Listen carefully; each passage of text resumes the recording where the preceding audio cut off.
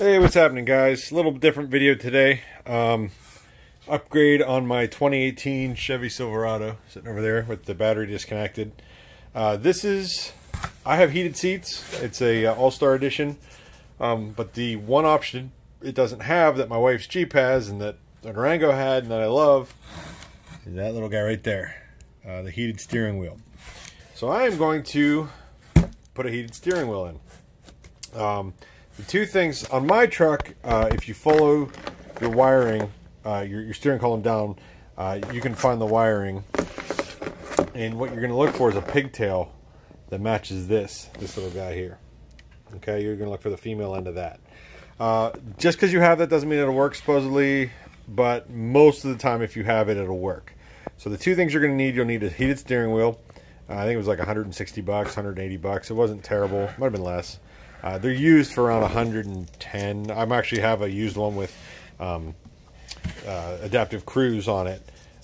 So that'll be for sale. I was going to put it in and I found this one for what I thought was a good deal. And you're going to need the correct clock spring, which is this. So I'm going to go ahead. I've got the battery disconnected in mine. I'm going to go ahead and pull the airbag. I will film the airbag part, but I got to go in and figure out exactly how to do it. The reason I'm making this video is nobody really shows you a really good way of doing it. They don't really explain it that well. They just kind of do it and you're like, wait, what's happening? So, all right, guys. Okay, so the first thing I want to show you guys, because I was looking, there's no screws that hold this shroud on. There's simply pop clips. So all I did was I got my fingers in there and give a good pop, and I don't see any broken clips. So I think I got it all pretty solid, but it's a little nerve-wracking, but this just pops up. And then I got to get the lower out of the way too, so I can... Actually, I might be fine with the upper off. I'll let you guys know.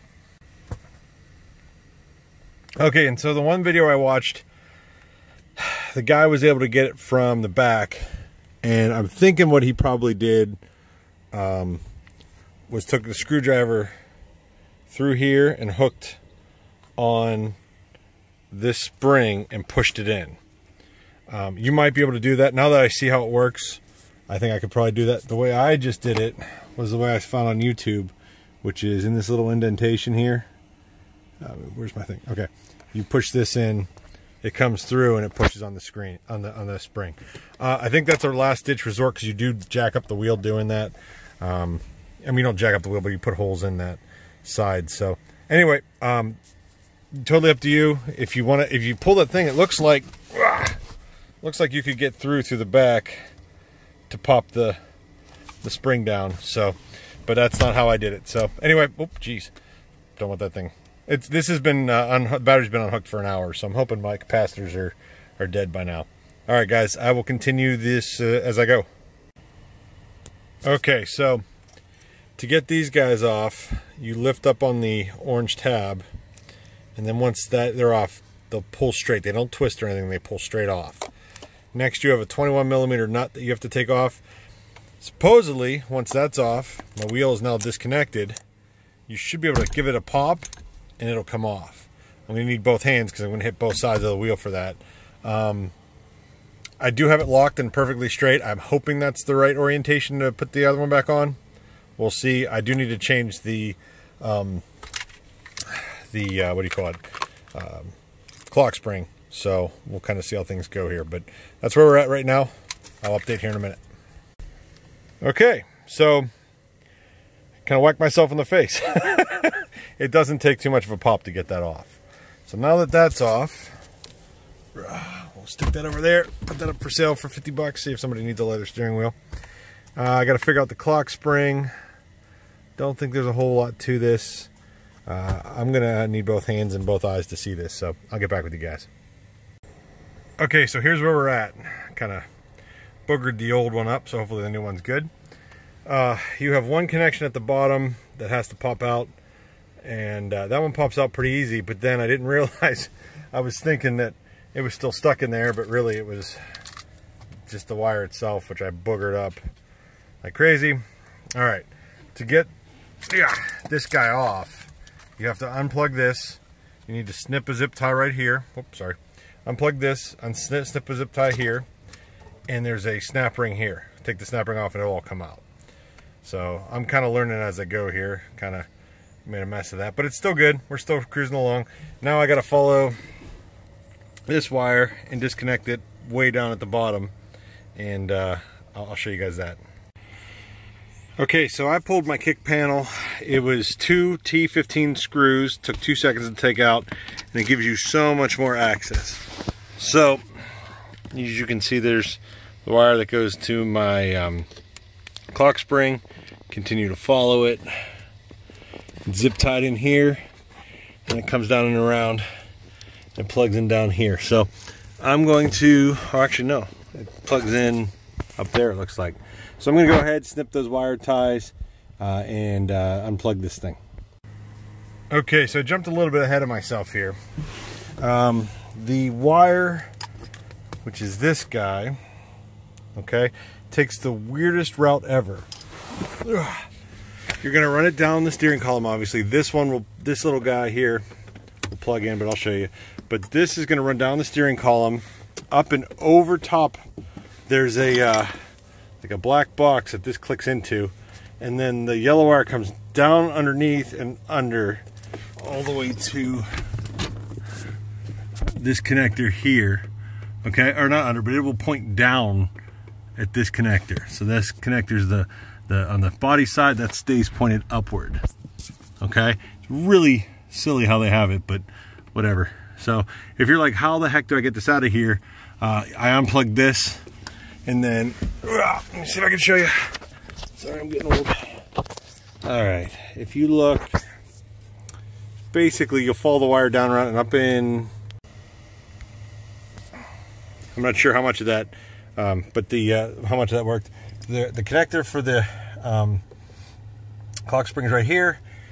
It goes down the column, up and around and over top, and points down to that connector. And that connector, the body connector, points up. And there is a Christmas tree in there. And I took a long screwdriver and took my hand in here and popped it up. And that's how I got that off. So, all right, we're plugging along. Okay, I also wanted to show you before I plug this in here, what you're gonna do whenever you're first figuring out what you need for this swap is you're gonna check your harness right here. And you see there's that little plastic connector coming out right, oh, that's the way now, right there. I have that, so I have the wiring. Now, I don't know if I'll need to flash the BCM or not. We'll have to see.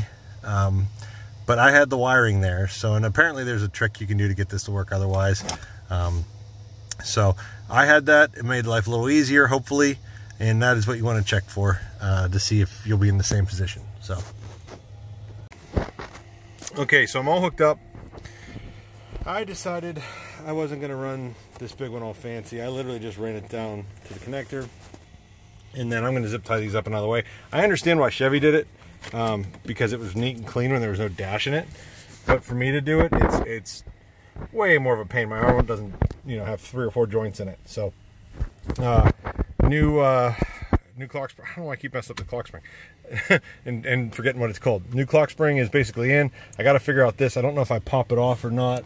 We may just find out together here. Yep. Looks like you just pop it off together. That really, I think, was just for centering the inside while you're putting that on there. So new clock spring is on. I'm gonna hook the airbag up, hook the steering wheel up. The reason you replace the clock spring is to get this little guy, that little pigtail, which goes to this little guy, which is your heated steering wheel pigtail.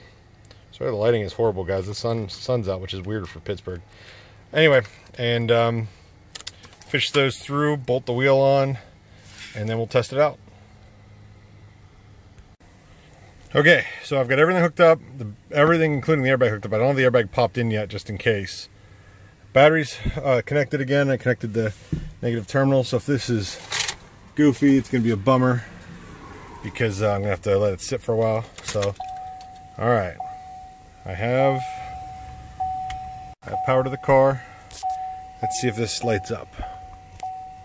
Oh, might be a negative. Hold on, let me close the door here so we can actually see. Oh yeah, I think I'm good. Hold on. I think it's lit up. Hold on, let me try it like this. Man, it's killing me with this sunshine. It's weird. I don't know. I can't tell. Open it. It's telling me to reset some things, so I gotta put it open. Alright, car's running. Uh-oh. I just missed that. My steering wheel controls are working, so that's good. Alright. The question is the heated steering wheel working? And that is hard to see. Alright, I'll be back. Alright, so I can't tell if it's working. It feels like it is, but I've also got the sun hitting it. So I expected this to light up bright orange. It's hard to see because the sun's so bright. So I'll update later on. But that's where we're at right now. And then as soon as I get, you know, out tonight or whatever, when it's cold and it's dark, I'll be able to see what's going on. So see you guys. Okay, here's the update. It definitely was not working. Messed with it a little longer, figured out, had no power. So I was kind of bummed. I was like, man, what am I going to do? I was like, man, I know that one guy sells a wiring harness. I'm like, so it can't be in the BCM, or if it is, you can bypass it. So this is what I did. I checked, and I had power in the number 32 fuse, which is a 7.5 amp fuse. And then I checked, and I did not have power to the harness. So wherever in there, for whatever reason, there's something that tells it, hey, send power to the wheel. This didn't have that, so all I did was I grabbed one of my ATA circuits. So this guy here, it goes into number 32, ran a power wire, and just threw a jumper right on top of the what do you call it? The harness for the heated steering wheel. The black is ground, I figured, and I was right. And then I just ran a red hot wire to that. And as a result, yeah, we're in business. So, and then now, I mean, it heats right up. So that was what needed to happen. Learning as I go here, but pretty simple fix. And that, yeah, that definitely gets warm now. So, but yeah, I don't know. I'm not telling you to do it because it probably voids warranty, but it worked in my case. So I'm stoked. I've got a heated steering wheel. All right, guys, have a good one. Hope this helps you.